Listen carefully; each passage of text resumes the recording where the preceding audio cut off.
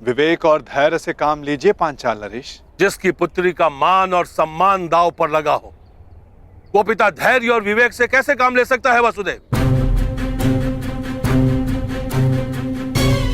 आज आप बीच में नहीं आएंगे वसुदेव।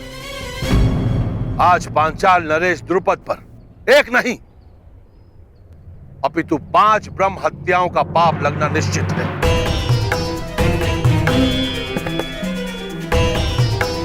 ब्रह्म हत्या का पाप तो आपके भाग्य में है ही नहीं पांचाल नरेश, क्योंकि आपके समक्ष कुरु वंश के क्षत्रिय महायोद्धा खड़े हैं।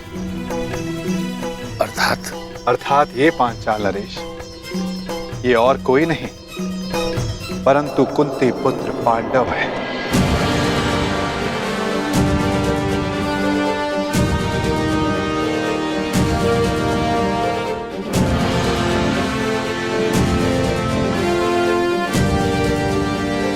जो सबसे आगे खड़े वो धर्मराज युधिष्ठिर है,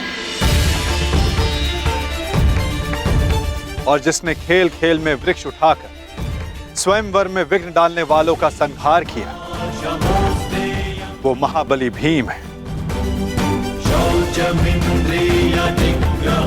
और उनके 2 सहायक नकुल और सहदेव।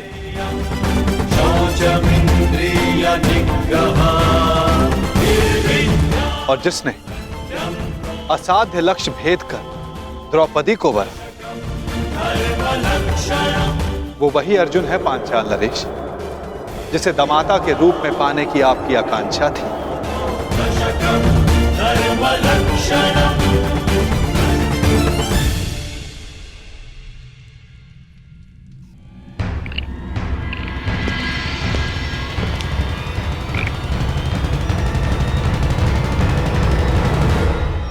पधारिए अंगराज कर्ण।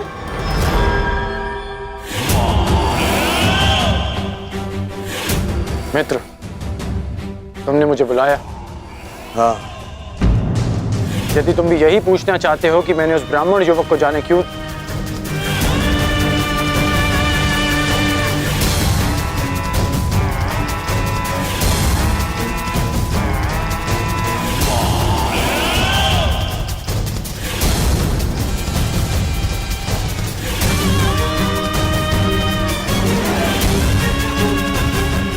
उस ब्राह्मण को छोड़ो मित्र, छोड़ो उस ब्राह्मण को।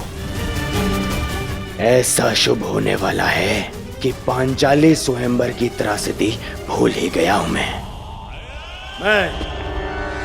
आज बहुत प्रसन्न हूं मित्र।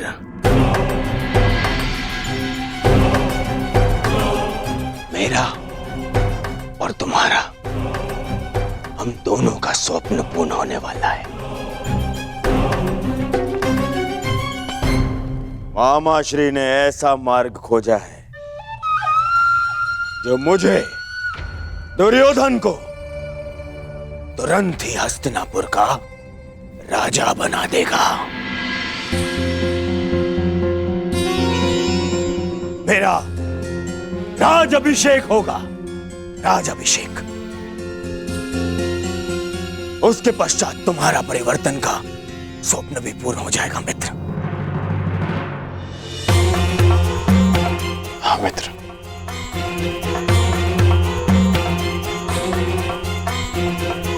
परंतु मैं तुम्हें कुछ बताना चाहता हूं कि मेरे होने वाले सम्राट, अपनी प्रसन्नता अपने मित्र के साथ बाद में बांटना है। पहले अपने पिताश्री से तो मिलकर आओ, वो तुम्हारी कब से प्रतीक्षा कर रहे हैं। मित्र, मैं अभी आता हूं।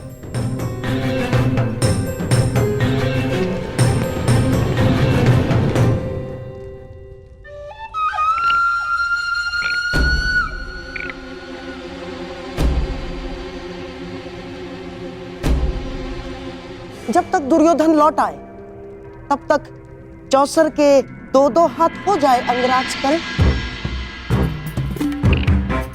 आप सदा अकेले खेलते हैं गांधार राज। हाँ, अकेला ही खेलता हूं, क्योंकि जो स्वयं के साथ अकेला खेलता है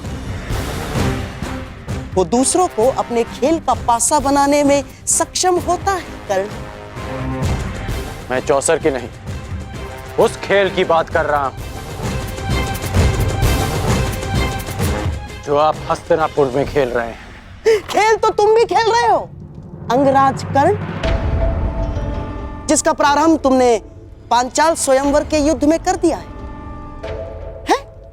सत्य और निष्ठा से कोई भी मनुष्य अपने लक्ष्य तक नहीं पहुंच सकता कर्ण ना। और तुम ये मत भूलना कि तुम दुर्योधन की किसी भी परिस्थिति में साथ देने की प्रतिज्ञा से बंधे हुए हो कर्ण। क्या कहना चाहते हैं आप? यही कि तुम और मैं, केवल हम दोनों ही जानते हैं कि पांडव अभी जीवित हैं।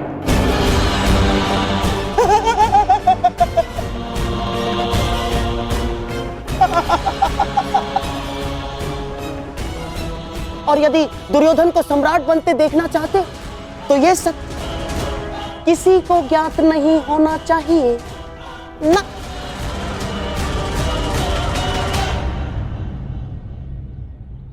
पांचाल नरेश पर ब्रह्म हत्या का दोष नहीं लगेगा, किंतु आप पांचों दोषी।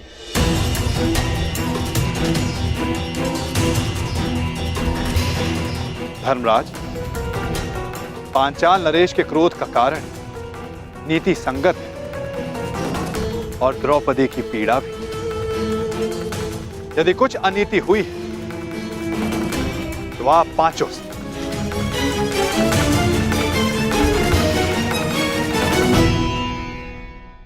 स्त्री कोई वस्तु नहीं जिसे बांट लिया जाए,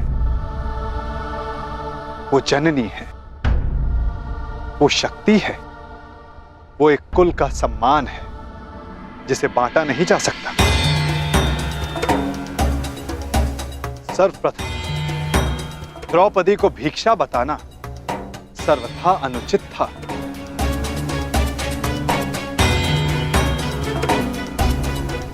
तुमने पांचाली का वरण किया है ना अर्जुन,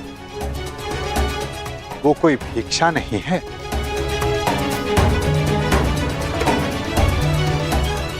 हुआ श्री, वचन सोच समझकर मुख से निकाले जाने चाहिए। अनुचित समय पर निकले अनुचित शब्द ब्रह्मास्त्र से भी अधिक विनाशक सिद्ध होते हैं। माता सदा चाहती है कि उसकी संतान प्रेम से रहे, परंतु बिना परिस्थिति जांचे, बिना परिणाम का आकलन किए कोई निर्णय सुना देना घातक सिद्ध होता है। संतान प्रेम में लिया गया अनुचित निर्णय कभी कभी सृष्टि का चक्र डगमगा देता है बुआ श्री।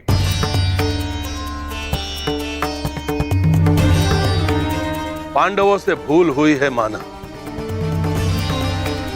देवी कुंती से भूलवश वाकदान हुआ है यह भी माना, परंतु वसुदेव, इसमें मेरी पुत्री का क्या दोष? मेरी पुत्री के भविष्य का क्या होगा?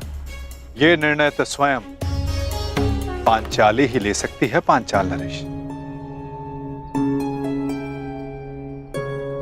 चूंकि एक स्त्री से उसके भविष्य का, उसका दाम्पत्य चुनने का अधिकार उससे कोई नहीं ले सकता।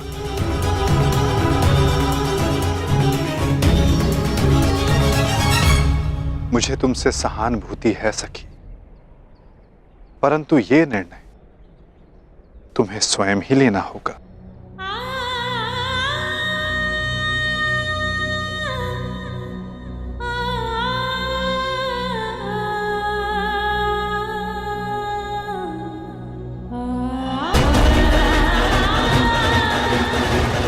पांचाली,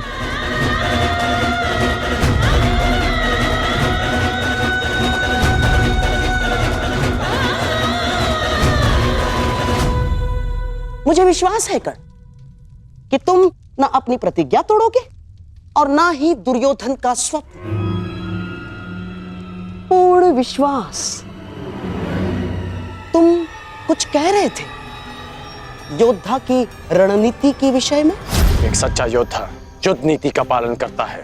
वो ना कारण किसी से युद्ध करता है और ना किसी का अधिकार छीनता है। परंतु ये बात आप कैसे समझ सकते हैं?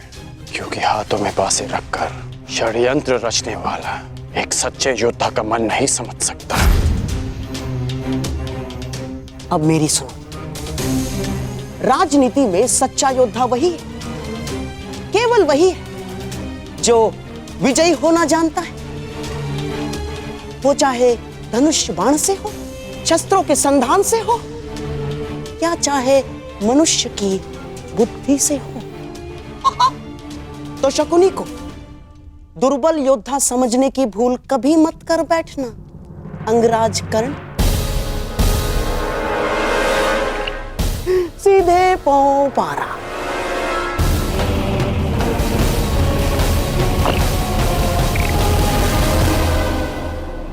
तुम परास्त हो गए कर्ण।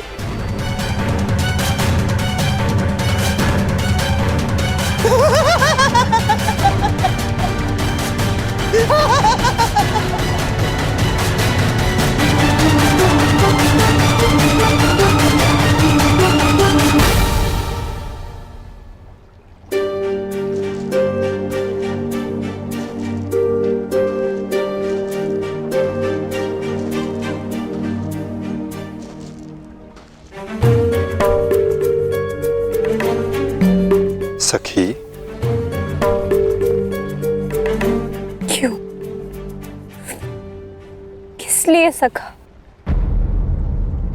आप तो मेरे सखा हैं और सर्व ज्ञाता भी। क्या यही मेरा प्रारब्ध है? फिर क्यों मुझे इस दुविधा में उलझने दिया आपने? तुम्हारे प्रारब्ध का निर्धारण तुम्हारा चयन करेगा सखी। तो क्या चयन करूं मैं वासुदेव? पिताश्री ने यज्ञ करके एक पुत्री की कामना की थी जो अर्जुन से विवाह कर सके, और मैंने भी अपने प्रथम श्वास से यही अनुभव किया है कि अर्जुन को पाना ही मेरे जीवन का प्रयोजन है, और आपने भी इस प्रयोजन को सिद्ध करने में सहयोग दिया। और अब जब ये प्रयोजन सिद्ध हो गया तो एक नई दुविधा उपस्थित हो गई। एक ऐसे पद पर ला खड़ा किया है आपने, समझ ही नहीं आता कि कौन सा पद स्वीकार करूं। क्या इस दुविधा में पड़े रहना ही मेरे जीवन का प्रारब्ध है? हम सब यात्री हैं सखी, और हर यात्री के मार्ग में कभी ना कभी ऐसे मोड़ आते हैं जब वो संशय में घिर जाता है। उस समय तनिक पीछे हटकर परिणाम और उद्देश्य के विषय में सोचना चाहिए। देखना चाहिए कि किस मार्ग पर क्या मिलने वाला है। तनिक विचार करो सखी, यदि तुम पांचों पांडवों से विवाह करने के लिए हां करती हो तो क्या होगा? इतिहास सदा के लिए मुझे 5 पतियों की पत्नी के रूप में जानेगा।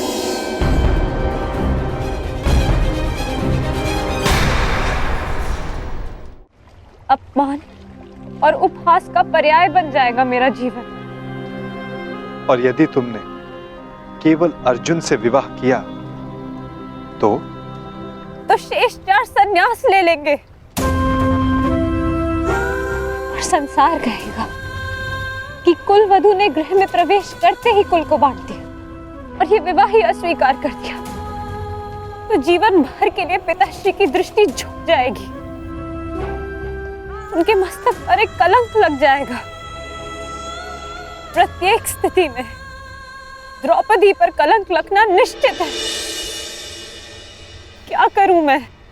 ये प्रश्न स्वयं से पूछो या किसी ने कि द्रौपदी का उद्गम क्या है, उसका उद्देश्य क्या है, उसकी यात्रा, उसका लक्ष्य क्या है। अपने आसपास देखो सखी, इस महासागर को देखो, इन मेघों को देखो, इन वृक्षों को देखो। उत्तर मिलेगा सखी।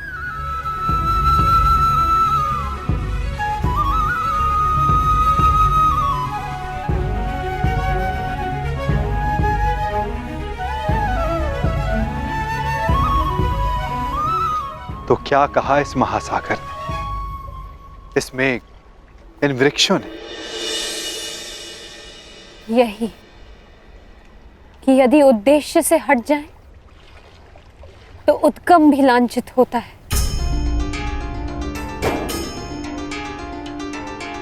एक बूंद का उद्गम मेघ होता है और उसका उद्देश्य धारा को सींचना।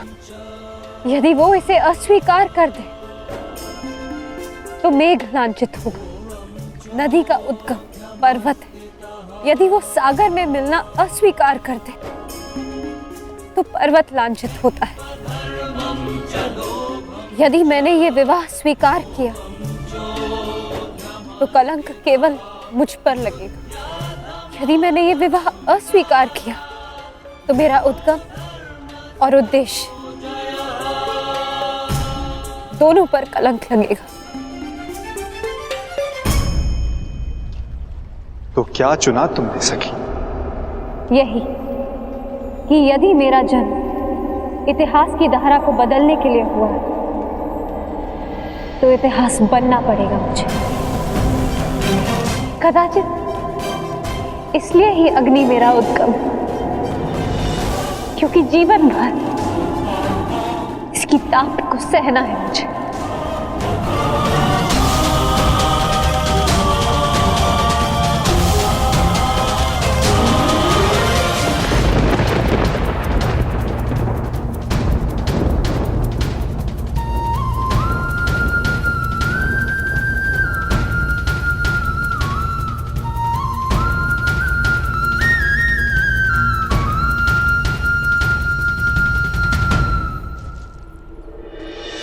पांचाली,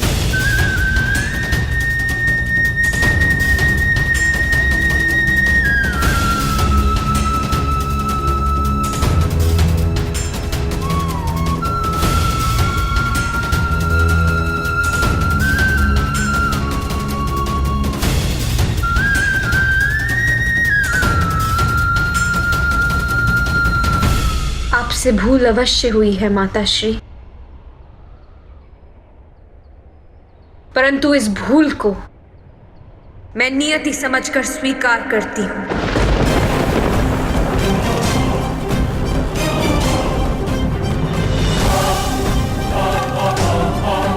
और साथ ही अपने जीवन के लक्ष्य और अपने प्रयोजन को पूर्ण करने के लिए प्रस्तुत हूं।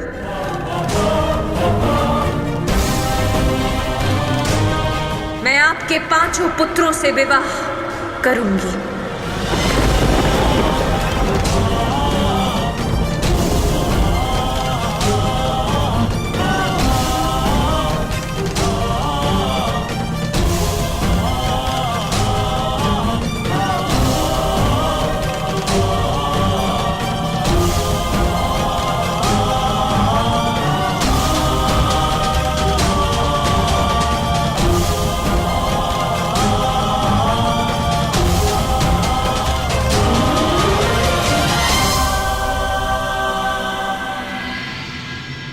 आज की यह सभा एक विशेष प्रयोजन से बुलाई गई है।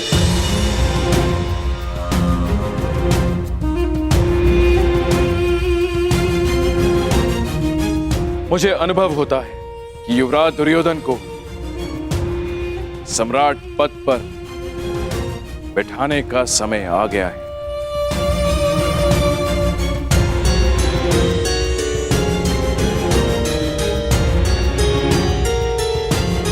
परंतु क्यों महाराज?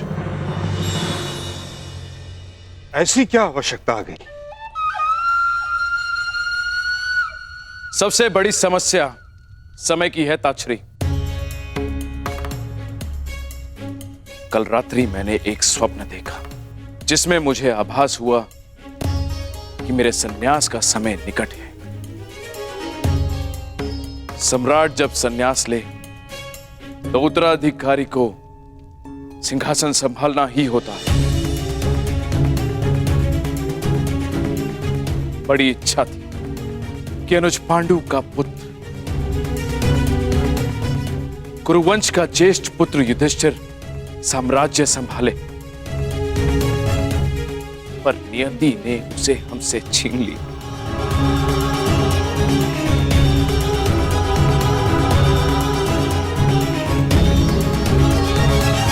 युधिष्ठिर के पश्चात मेरा मन अब विरक्त होने लगा है ताचरी, और राजा जब विरक्त हो तो उसे सिंहासन त्याग देना ही उचित होता है। बताइए, क्या मेरा यह निर्णय अनुचित था? क्या युधिष्ठिर के काल कलवित हो जाने के पश्चात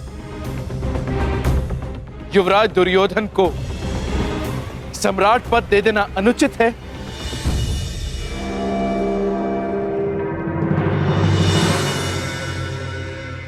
यदि नहीं तो मैं दुर्योधन को सम्राट पद देता हूं।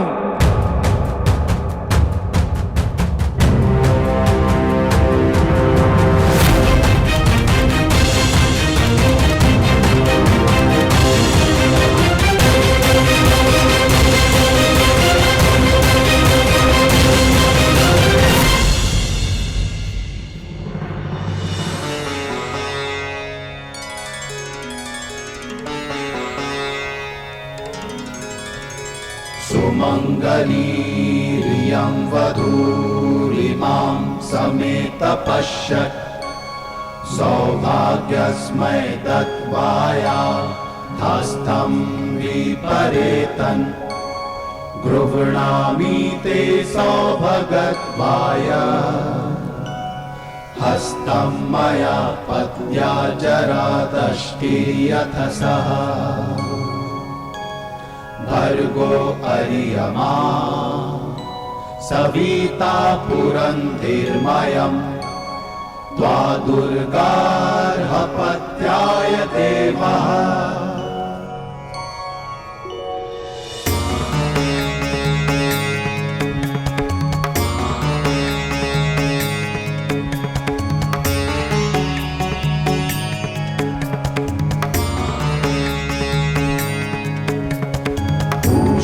त्वतो नयतु हस्तगृहाश्विना प्रवहतां गतेन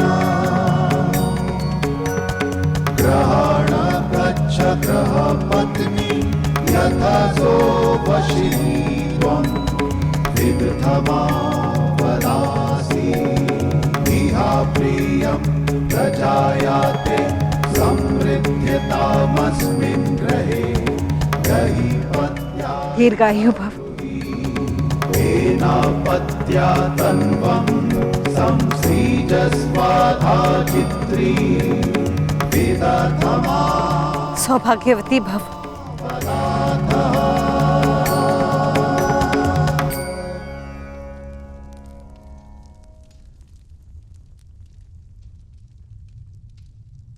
आयुष्मान भव।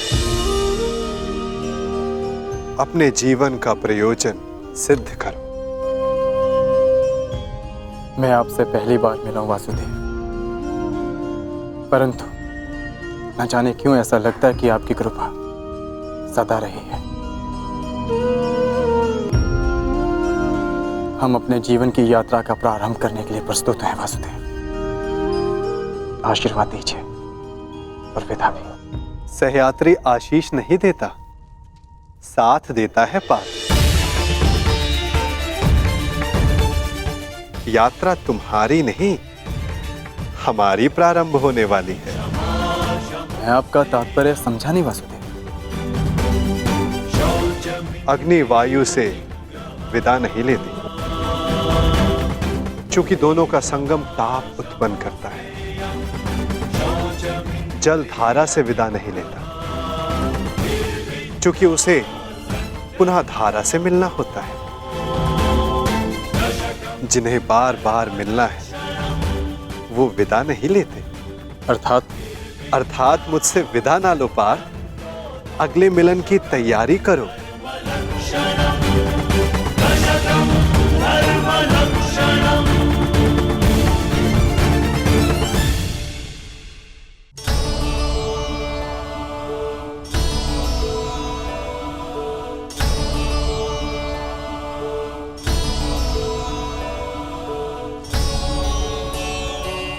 मेरे जन्म पर आपने कहा था कि मेरे जीवन का लक्ष्य अर्जुन से विवाह से कहीं अधिक है। आज मुझे ये अनुभव हो रहा है कि वो लक्ष्य निकट है। निकट तो नया युग है सखी, जिसकी आधारशिला तुम्हें रखनी है। एक वचन दे सकते हैं मधुसूदन? बिना जाने वचन कैसे दे सकता हूं? क्योंकि आप जानते हैं कि मुझे क्या चाहिए।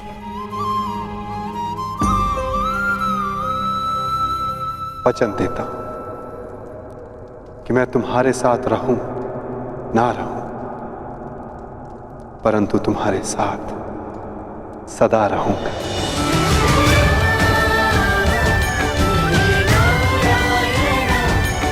आपका साथ मुझे जीवन की यात्रा पूर्ण करने का साहस देता रहेगा सखा।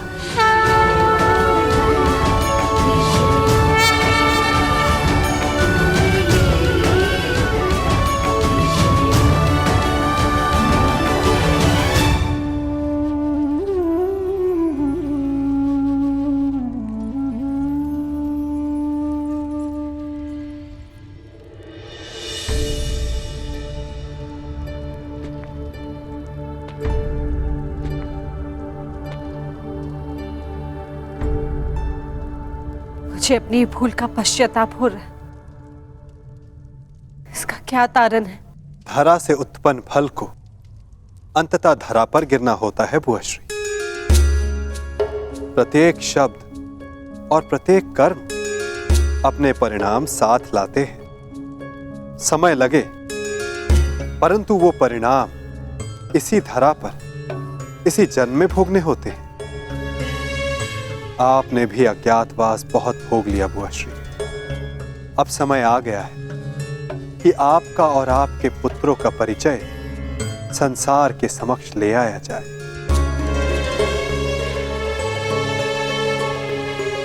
आप चाहते हैं कि हम हस्तिनापुर लौट जाएं?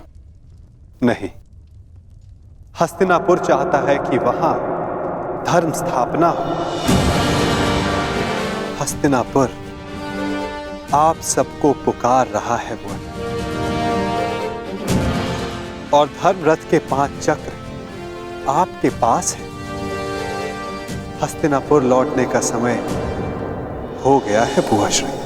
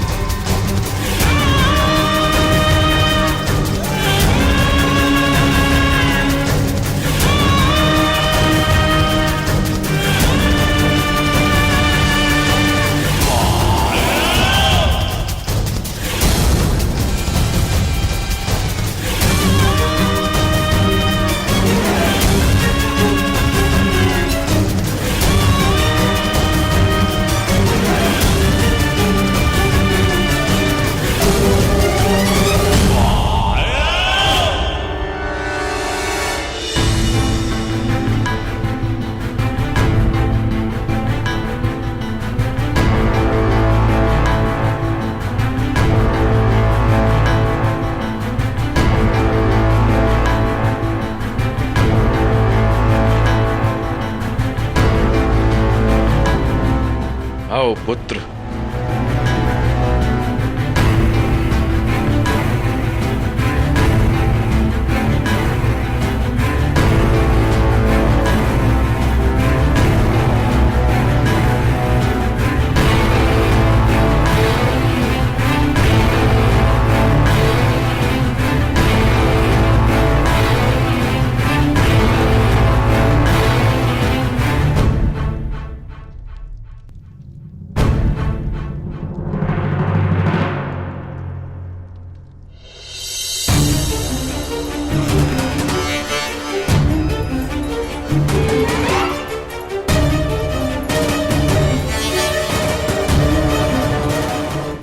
हम दोनों ही जानते हैं कि पांडव अभी जीवित हैं, और यदि दुर्योधन को सम्राट बनते देखना चाहते तो यह सत्य किसी को ज्ञात नहीं होना चाहिए।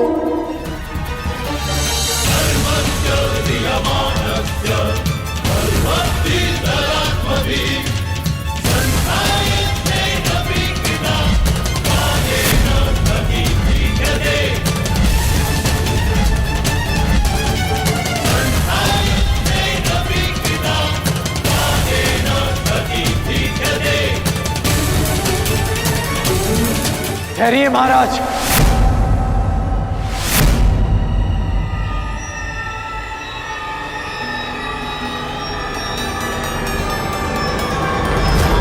ये राज्याभिषेक नहीं हो सकता।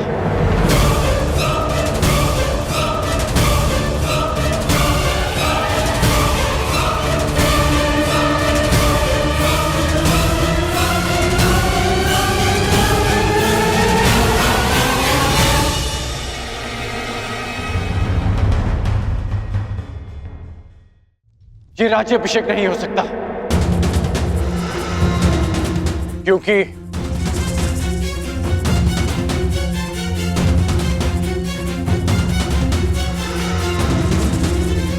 कुमार युधिष्ठिर अभी जीवित हैं।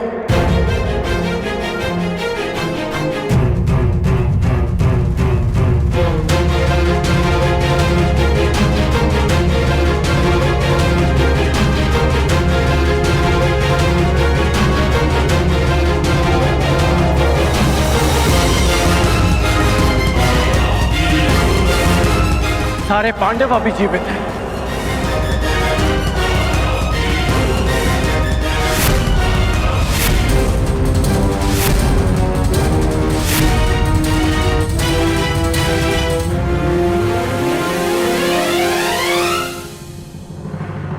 बासखान, ये क्या कह रहे हो तुम? हाँ मित्र, पांडव जीवित हैं। पांचाल स्वयंवर में जिस ब्राह्मण युवक ने लक्ष्य भेद किया और मुझसे युद्ध किया वो अर्जुन है।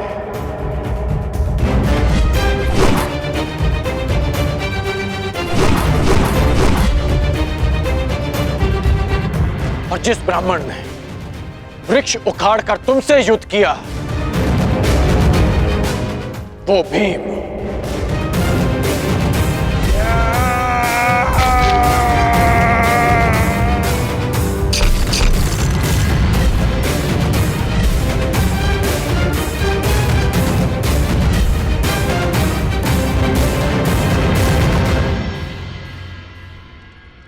कर्ण, क्या तुम सत्य कह रहे हो? जी, मैं सत्य कह रहा हूं। यदि पांडव जीवित है तो दुर्योधन का राज्याभिषेक न्याय अनुचित है।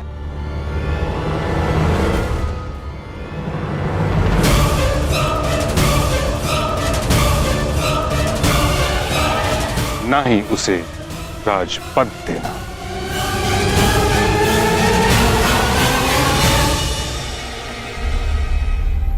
कैसी बातें कर रहे हैं महामहिम? पांडव जीवित हैं, ये केवल अंगराज का अनुमान है, अनुमान। कोई साक्ष्य नहीं है उनके पास। साक्ष्य कर्ण के शब्द हैं। कर्ण हठी हो सकता है परंतु असत्यभाषी नहीं। कब से?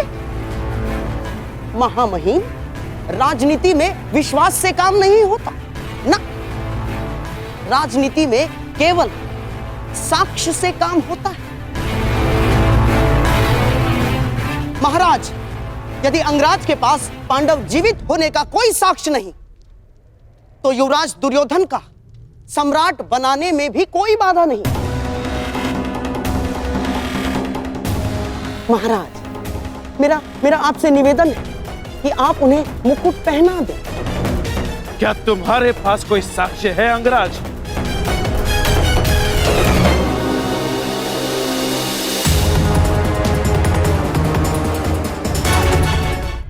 मेरा आपसे निवेदन है कि आप उन्हें मुकुट पहना दें।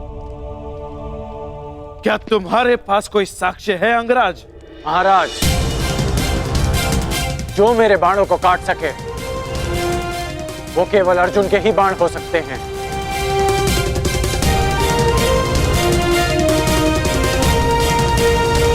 और जो मित्र दुर्योधन को ललकार सके वो केवल भीम ही हो सकता है। ये भी केवल तुम्हारा अनुमान है कर्ण। मैं साक्ष्य की बात कर रहा हूं। कभी कभी अनुमान भी सत्य सिद्ध होते हैं महाराज। मेरा प्रश्न ये है विदुर, यदि पांडव जीवित हैं तो वो अभी तक हस्तिनापुर क्यों नहीं आए? इतने समय तक छिपे क्यों रहे? क्या कोई उत्तर है तुम्हारे पास?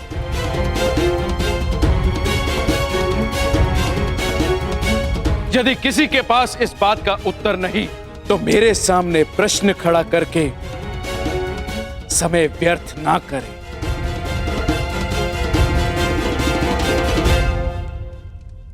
तो मेरा निर्णय है कि दुर्योधन का राज्य अभिषेक होगा।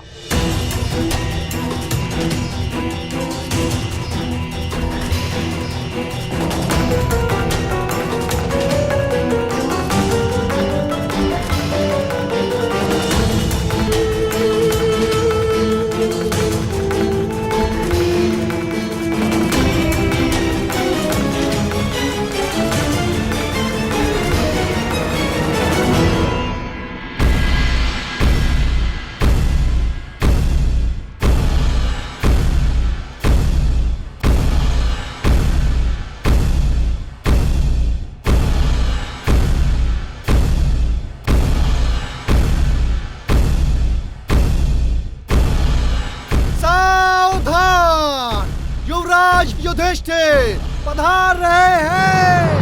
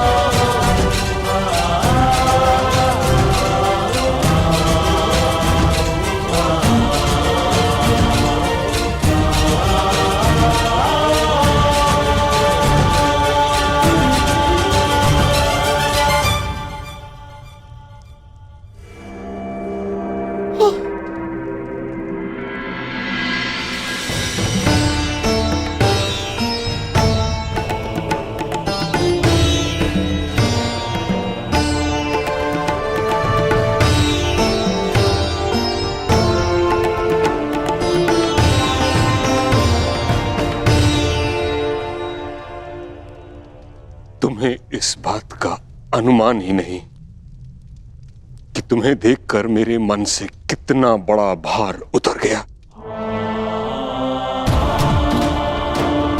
यह अनुभूति एक शूल की भांति मेरे मन में चुभ रही थी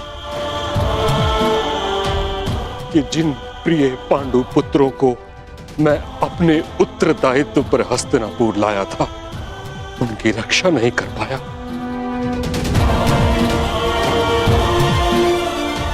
इस समय तुम सबको सकुशल देखकर तुम अनुमान नहीं लगा सकते कि मुझे कितनी प्रसन्नता हो रही है।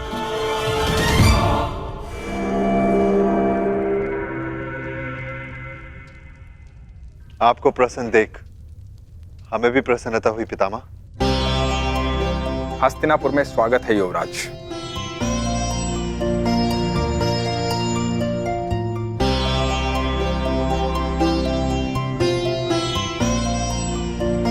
धन्यवाद विदुर काका श्री।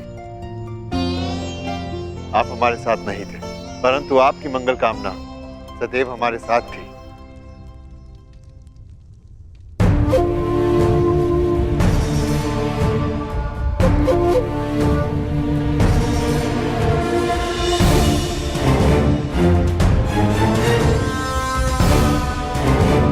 मेरे पुत्रों, ईश्वर की महान कृपा है कि तुम सब सकुशल हो। अब मैं मृत्यु उपरांत अपने भ्राता पांडु को अपना मुख दिखा सकूंगा। पिताश्री को सदैव अपने ज्येष्ठ भ्राताश्री पर गर्व रहेगा महाराज। अर्नावत में आपके पुत्र दुर्योधन ने जो हमारे स्वागत के प्रबंध किए हैं, हम कभी नहीं भुला सकते।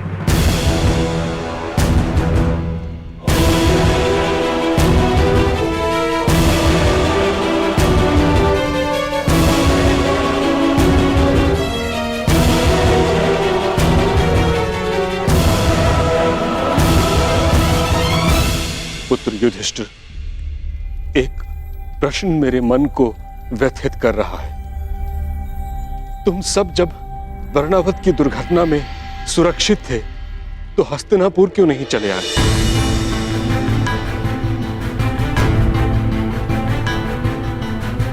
बताओ पुत्र, तुमने हमें कोई संदेश क्यों नहीं भेजा?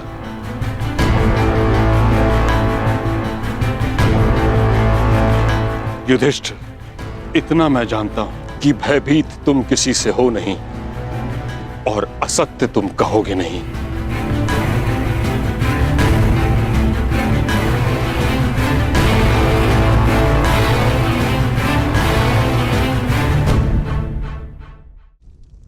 बताओ।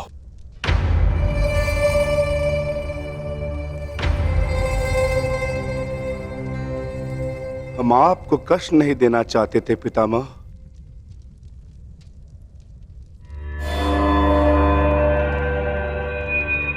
परंतु कुछ दिनों के लिए किसी को संतोष देना चाहते थे।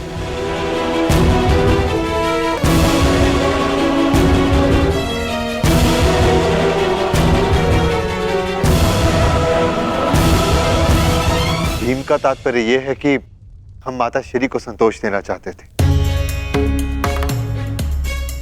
क्योंकि माता श्री हस्तिनापुर में नहीं आना चाहती थी। परंतु क्यों?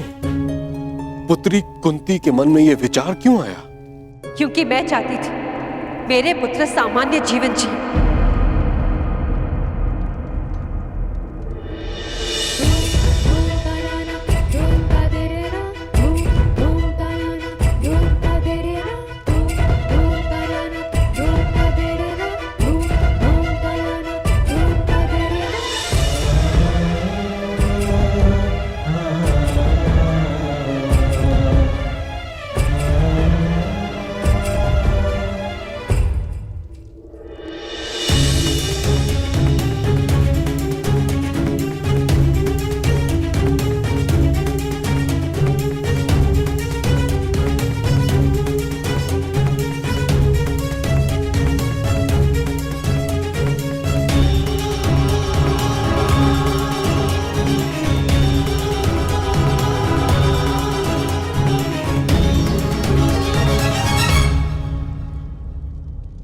राजसी जीवन और राजनीति से मेरा मन विरक्त हो चुका है ताजश्री। तो लौटी क्यों? वन में भटकती रहती, मन विरक्त हो गया था। पुत्री कुंती, मैं इस बात से परिचित हूं कि पुत्र पांडु के स्वर्गवास के पश्चात तुम्हारा मन विरक्त हो गया है, परंतु इस कारण तुम अपने पुत्रों को उनके प्रारब्ध से वंचित तो नहीं कर सकती, हस्तिनापुर को उसके भविष्य से वंचित नहीं कर सकती।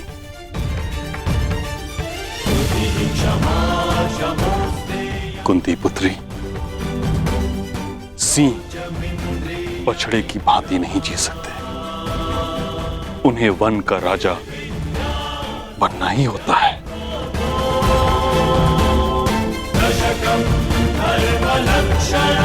यदि तुमने यहां आने में थोड़ा विलंब किया होता तो यहां घोर अनर्थ हो जाता।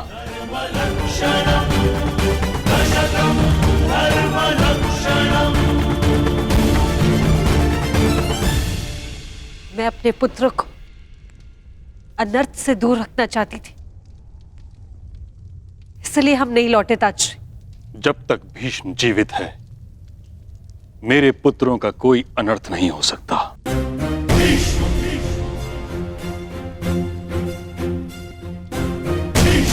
यदि कोई अनर्थ का बाण उनकी ओर आएगा तो उसे सर्वप्रथम भीष्म की ढाल का सामना करना होगा।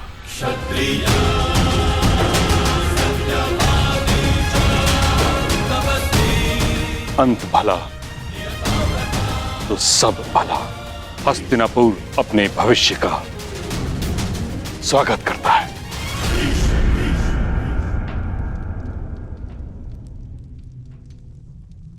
किंतु ये तो बताओ पुत्रों, वारणाव्रत से जाने के पश्चात क्या हुआ? कहाँ रहे तुम लोग? होना क्या है, सूर्य के तेज को मेघ कब तक रोकेगा? अंगराज ने अभी बताया किस प्रकार अर्जुन ने अपने पौरुष और कौशल का प्रदर्शन किया और स्वयंवर में पांचाली को जीत लिया।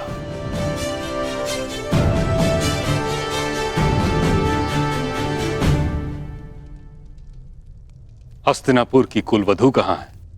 उसे संग नहीं लाए।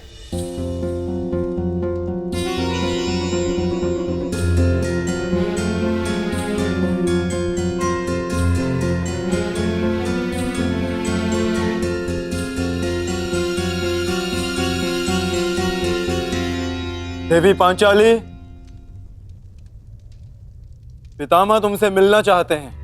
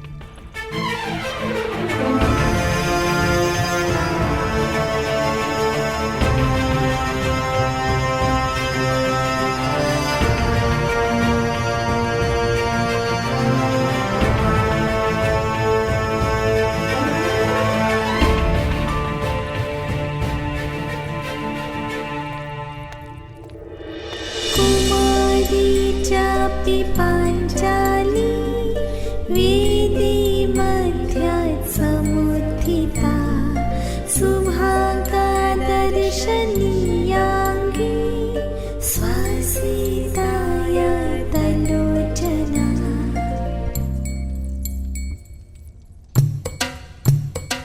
महान योद्धा गंगापुत्र परशुराम शिष्य और अपने श्वशुर पितामह को याज्ञसेनी द्रौपदी का प्रणाम स्वीकार।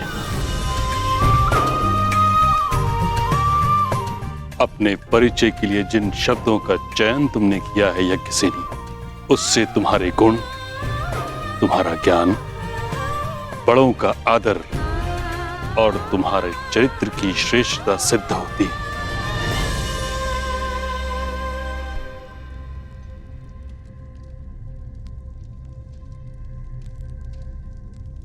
कदाचित इसलिए तुम्हारा वरण करके मेरा पौत्र ये भूल गया कि विवाह के पश्चात वर वधू को आशीर्वाद साथ लेना चाहिए।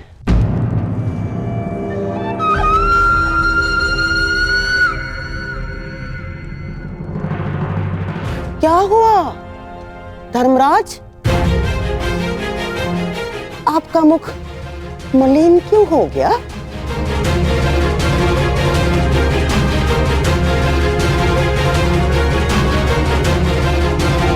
अर्थात कुछ कहना चाह रहे हो?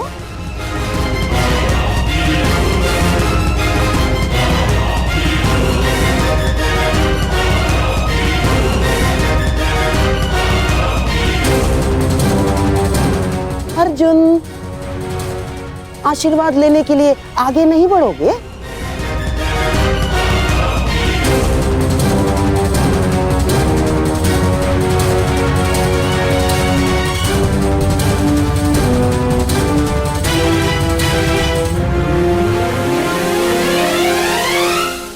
परंतु पितामह, पंचाली केवल अर्जुन की पत्नी नहीं है।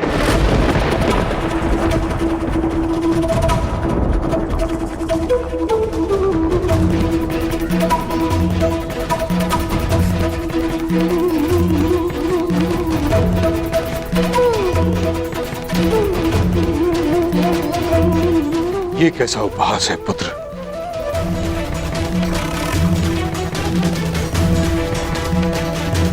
अर्जुन ने पांचाली का स्वयंवर जीता है, उसका वरण किया है।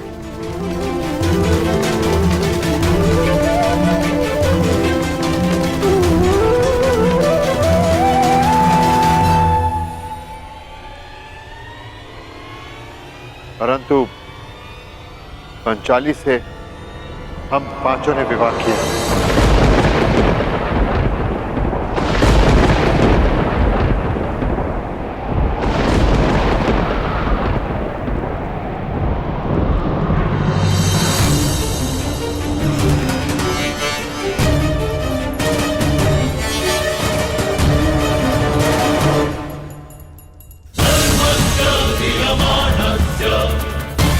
अब देखो कैसे इस युधिष्ठिर का मुकुट छीनता हूं मैं। ये क्या कर दिया तुम लोगों ने? ये क्या कर दिया?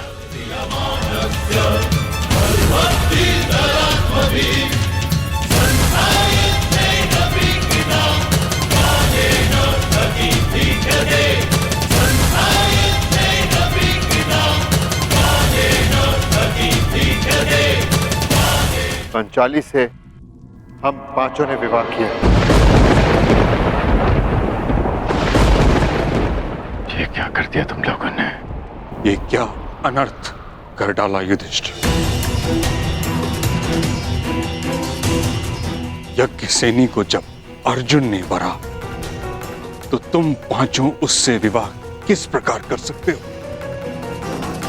धन, धान्य, संपत्ति, राज्य, इन सब का बंटवारा हो सकता है, परंतु पत्नी उसका नहीं। माता की वाणी भी नहीं काटी जा सकती पितामह। स्वयंवर से जब हम पंचाली को लेकर घर पहुंचे, माता देखिए आज हमने भिक्षा में क्या प्राप्त किया है। जो भी लाए हो तुम पांचों भाई सदा की भांति उसे आपस में बांट लो। अब आप ही बताइए पितामह, क्या करते हैं? कुरुवंश की रीत ही है कि माता पिता के वचनों का पालन प्राण देकर किया जाए।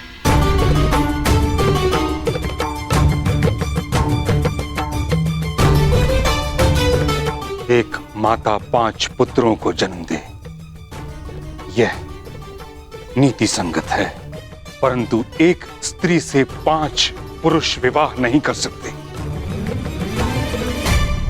सोचा नहीं तुमने प्रजा को जब ज्ञात होगा तो क्या उदाहरण लेगी तुमसे? राजा और युवराज प्रजा के लिए प्रेरणा का स्रोत होते, तुम ये कैसे भूल गए कि तुम हस्तिनापुर के युवराज हो? युवराज महामहिम, कैसी बातें कर रहे हैं आप? युवराज वो नहीं होता जो मस्तक पर मुकुट धारण करता है। युवराज तो वो होता है जो प्रजा का उत्तरदायित्व धारण करता है, और प्रजा का उत्तरदायित्व भूलकर कितने समय तक अज्ञात रहने वाला कैसा युवराज?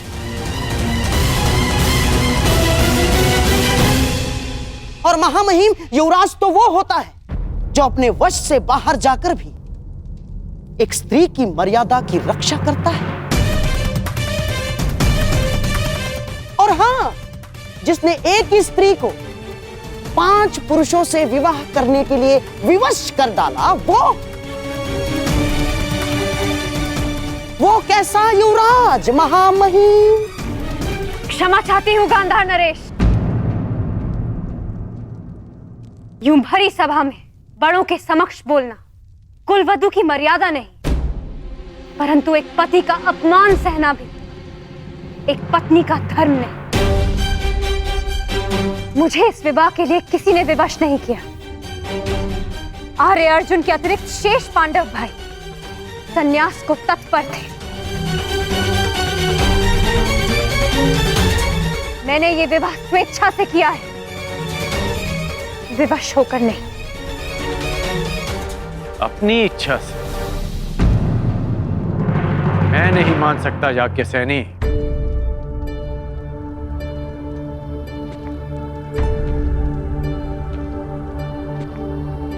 जिस पंचाली को रीति नीति पर इतना विश्वास था कि उसने एक सूत पुत्र का वरण करना अस्वीकार कर दिया, वो कैसे 5 पुरुषों से विवाह कर सकती है?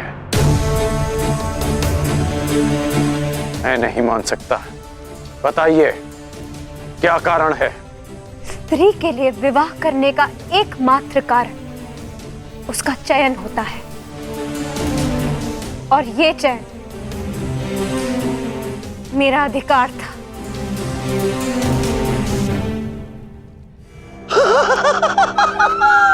अद्भुत, अद्भुत! हस्तिनापुर का युवराज हस्तिनापुर को कलंकित कर देने वाले कर्म का पक्ष ले रहा है, और कुल को कलंक देने वाली कुलवधू उसे उचित चयन और उचित अधिकार सिद्ध कर रही है। महामहिम, क्या लगता है आपको, क्या ऐसे व्यक्ति को हस्तिनापुर का सम्राट बना देना हस्तिनापुर के हित में होगा?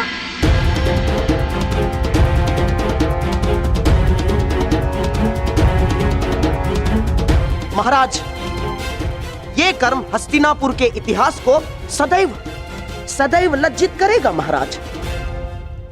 और ऐसे व्यक्ति को युवराज पद से नहीं हटाया गया तो हस्तिनापुर ही क्या महाराज, सारे संसार में गरिमाहीन, पदभ्रष्ट और वर्ण संकारों का साम्राज्य होगा।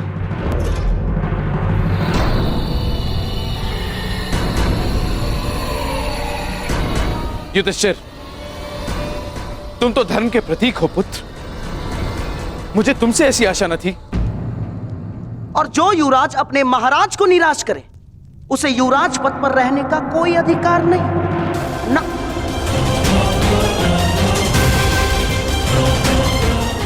कौन अधिकारी है और कौन षड्यंत्रकारी, इसकी व्याख्या की जाएगी तो गूंज गांधार तक जाएगी मामाश्री। युवराज पद ज्येष्ठ भ्राताश्री को दान में नहीं मिला, अपने पौरुष, पराक्रम और बल से अर्जित किया है हमने। हस्तिनापुर के युवराज होने का अधिकार केवल और केवल ज्येष्ठ भ्राता श्री युधिष्ठिर का है।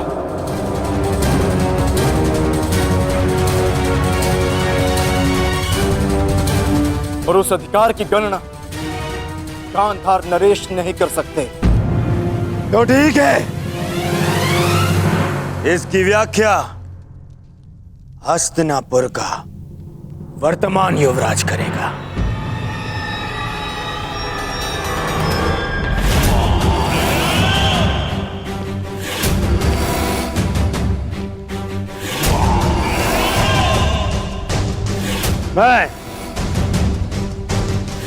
भामाश्री के मत का समर्थन करता हूं।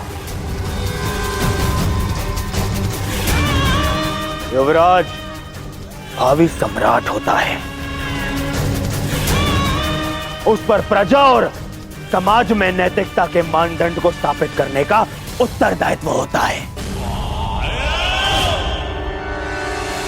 और 5 पतियों वाली स्त्री का पति इस पद के योग्य नहीं है। बस दुर्योधन बस, मैं तुम्हें सावधान करता हूं दुर्योधन।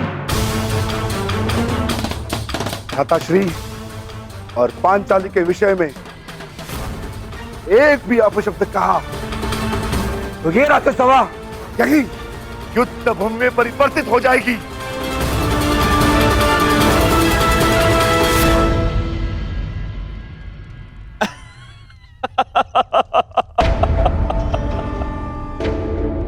भीम, गरजने वाले मेघों से मूषक और हिरण भयभीत होते हैं, देह नहीं। और युद्ध से कायर भयभीत होते हैं, योद्धा नहीं। मुझे ये युद्ध स्वीकार है।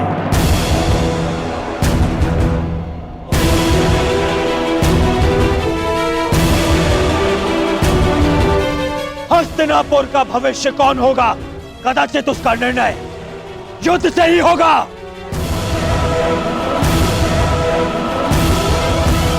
मैं दुर्योधन तुम पांडवों को युद्ध के लिए चुनौती देता।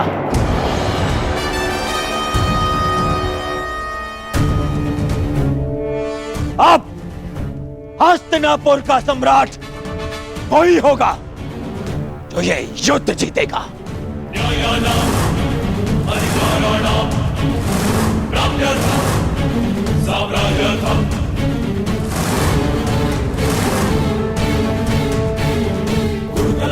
चुनौती किसे दे रहे हो दुर्योधन? क्या रंगभूमि भूल गए या आचार्य द्रोण की गुरु दक्षिणा का प्रकरण स्मरण नहीं? पांचाल से लौटे हुए अभी तो कुछ ही दिवस हुए और आज ये भूल गए हो तो स्मरण दिलाने के लिए मैं भी तत्पर हूं।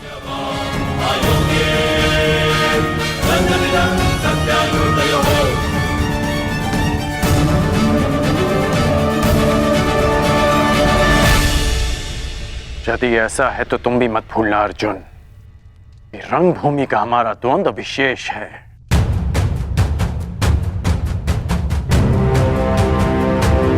स्मरण रखो कि आचार्य द्रोण की गुरु दक्षिणा चुकाते समय मुझे तुम्हारा स्मृति होने से रोक दिया गया था।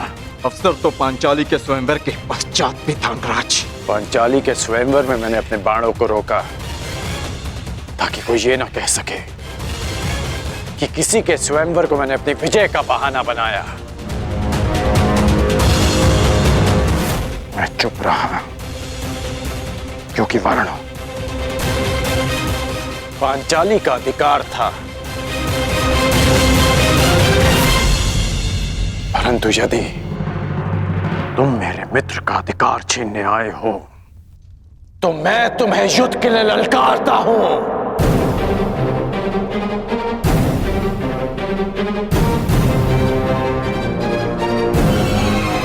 संसार भी तो देखे कि सबसे बड़ा धनुर्धारी कौन है।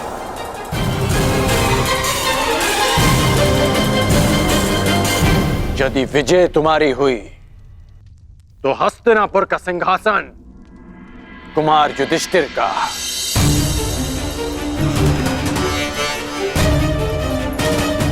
परंतु यदि तुम पराजित हुए तो तुम दोबारा हस्तिनापुर की ओर मुख नहीं करोगे।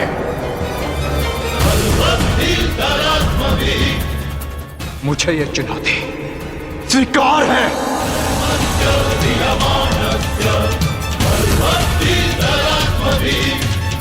तो हम कहां पीछे हटने वाले हैं? युद्ध अभी हो। बस, राज्यसभा की एक मर्यादा होती है, उसका उल्लंघन उचित नहीं।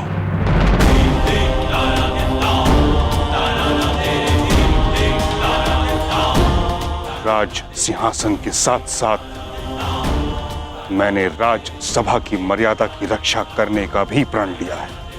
कहीं ऐसा न हो कि विवश होकर भीष्म को शस्त्र उठाने की आवश्यकता पड़ जाए। और कर्ण, तुमने इस पराकरण के मध्य बोलने का साहस भी कैसे किया? परिवार में कोई मतभेद हो तो उसके वरिष्ठ सदस्य उचित निर्णय लेते हैं। तुम केवल हस्तिनापुर की राज्यसभा के सदस्य हो, कुरुवंश के नहीं। तुम्हें केवल अवसर चाहिए, तुरंत युद्ध को ललकार देते हो। तुम्हारा इस पराकरण के मध्य बोलना अनुचित है। गंगापुत्र,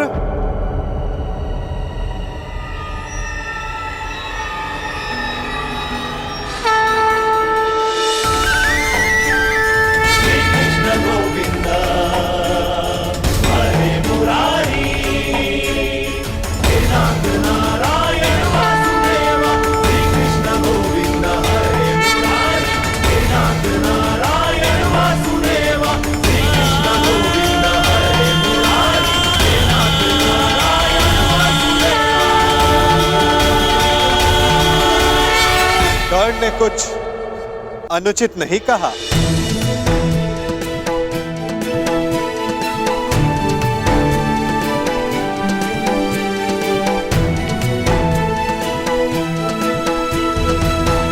मुझे खेद है, मैं आपका स्वागत नहीं कर सका, क्योंकि आपका आगमन पारिवारिक कलह के मध्य हुआ है। पारिवारिक कलह के कारण ही मैं यहां आया हूं गंगापुत्र।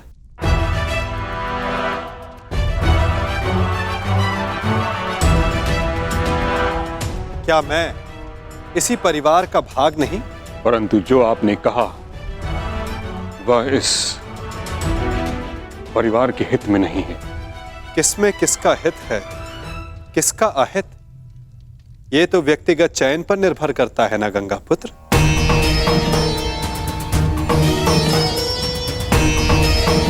यदि अर्जुन का अपने ज्येष्ठ भ्राता के लिए शस्त्र उठाना उचित है, तो अपने मित्र के लिए कर्ण का शस्त्र उठाना कहां अनुचित है?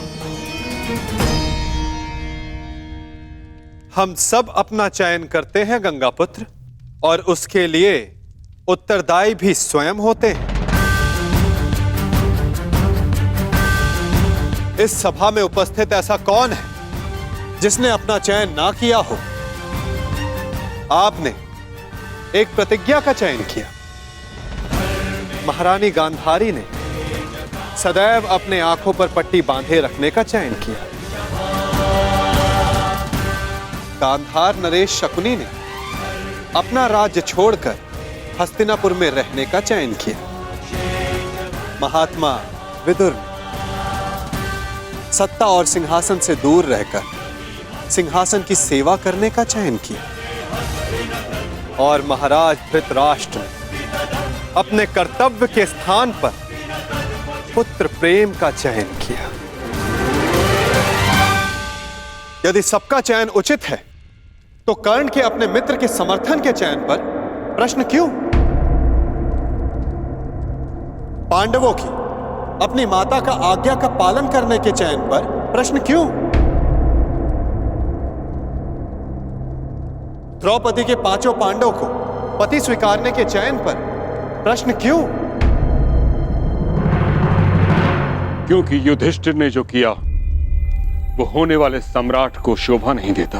और जहां तक मैं समझता हूं, श्रेष्ठ सम्राट होने के लिए हृदय की पवित्रता आवश्यक है। यदि युधिष्ठिर का हृदय पवित्र ना होता, तो वो अपनी माता के वचन को एक उपहास समझकर टाल देते। परंतु उन्होंने ऐसा नहीं किया। आपके समक्ष इस भरी सभा में ऐसा सत्य ना बोलते कि उन पर अनारगल प्रश्न खड़े हो सके। मुझे ये पूर्ण विश्वास है कि युधिष्ठिर हस्तिनापुर के सम्राट होने के लिए सबसे अधिक योग्य है।